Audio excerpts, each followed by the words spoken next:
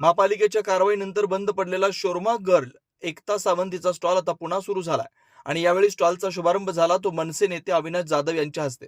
काही दिवसांपूर्वी एकता सावंत हिने सोशल मीडियावर व्हिडिओ टाकत सवाल केला होता, परप्रांतीय फेरीवाल्यांवर कारवाई नाही, मग फक्त मराठी मुलीच्या स्टॉलवर का? या व्हिडिओची दखल थेट राज ठाकरेंनी घेतल्याची चर्चा रंगली होती। आता स्टॉल पुन्हा सुरू झालाय, शोरमा विक्री जोरात सुरू आहे, पण ट्विस्ट इथेच आहे, ज्या ठिकाणी हा स्टॉल आहे तिथं फेरीवाल्यांना मनाई आहे। डोंबिवलीतला हा शोरमा स्टॉल सध्या फक्त फूड स्पॉट नाही तर बनलाय राजकीय चर्चेचा हॉटस्पॉट।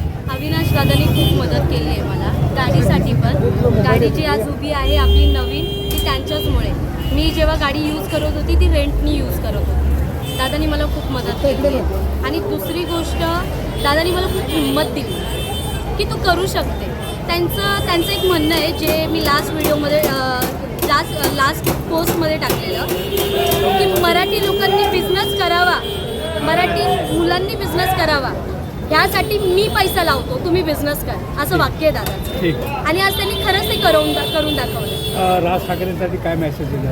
मला एवढंच वाटतं की त्यांनी इथे एकदा व्हिजिट करावं। मी दादाला बोलली होती पण ते बोलले थोडेसे बिझी आहेत, पण जेव्हा पण इथे येईल खूप खूप खूप आनंद होणार, खूप दादा। आनंदाची गोष्ट आहे, त्याच्यामागे आई हातवरती तिला भोगावा देखील लागलेला आहे। मला असं वाटतं की तिच्या मेहनतीचं हे फळ आहे की आज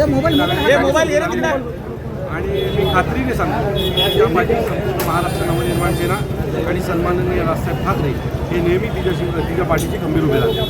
दुसरीकडे ज्या ठिकाणी फेरीवाले लोक असे 150 मीटरच्या पुढे आवाजाने अनेक फेरीवाल्यांचा देखील या ठिकाणी विरोध होतोय, त्याला कसं पाहतो? मला असं वाटतं की फेरीवाल्यांचं आंदोलन 2018ला महाराष्ट्र नवनिर्माण सेनेनेच उभं केलं होतं, 17ला बरोबर आहे। त्यावेळेला आम्ही ओरडून सांगत होतो बाबा 150 मीटरपर्यंत कोणालाच गाडी लावून देणे। याच्या बाबतीत आम्ही पोलिसांचा पाठपुरावा केला, आम्ही रेल्वे पोलिसांचा पाठपुरावा केला, आम्ही कोर्टात गेलो, आम्ही सगळं केलं। आज 2026 चालू आहे आणि 2026ला देखील तशाच प्रकारची परिस्थिती।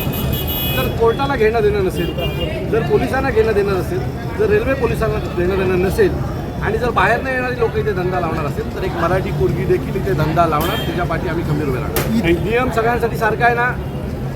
त्या दिवशी मी आलो त्या दिवशी किमान 3-3.5 हजार फेरीवाले इथे उभे होते, बरोबर आहे। मग हिच्यावर का बंदी? नियम सगळ्यांना सारखा असला पाहिजे ना।